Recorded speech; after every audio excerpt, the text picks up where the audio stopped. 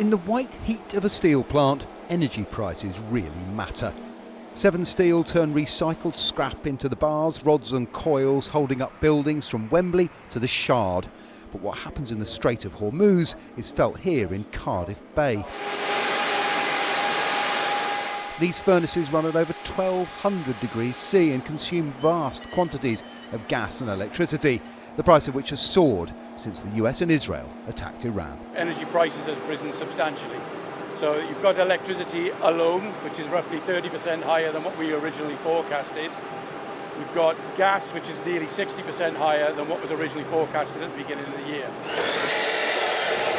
Daily energy prices set the terms for production here every morning and will inevitably push up costs. We will absorb as much as we can.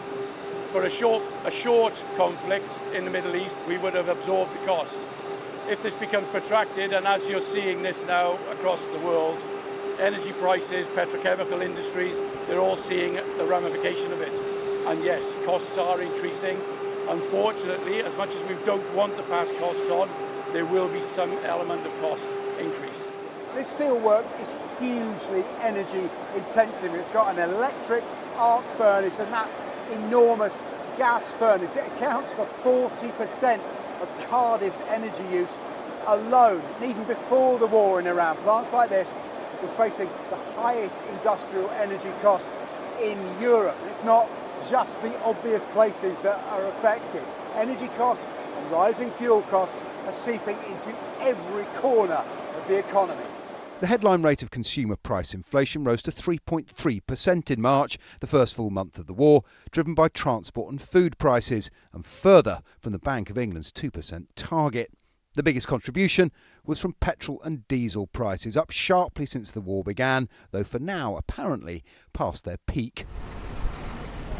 Diesel prices are hitting hauliers hard, with rising costs unavoidable for businesses like this family fruit and vegetable importer in Kent. The price of bringing salad vegetables from southern Europe has risen by about a quarter, squeezing distributors who have fixed prices with supermarkets that are reluctant to pay more to cover their costs. We've got lorries coming in from Spain, Morocco, the rest of Europe, and it's had a huge impact, around £1,000 per lorry. Coming to the UK, we have 6, 7 to 10 lorries a day, so it could be £30,000, £40,000 a week of costs. Chancellor Rachel Reeves says this is not Britain's war and that her priority is to bring prices down. But until the tension in the Strait of Hormuz cools, it is her problem and ours. Paul Kelso, Sky News.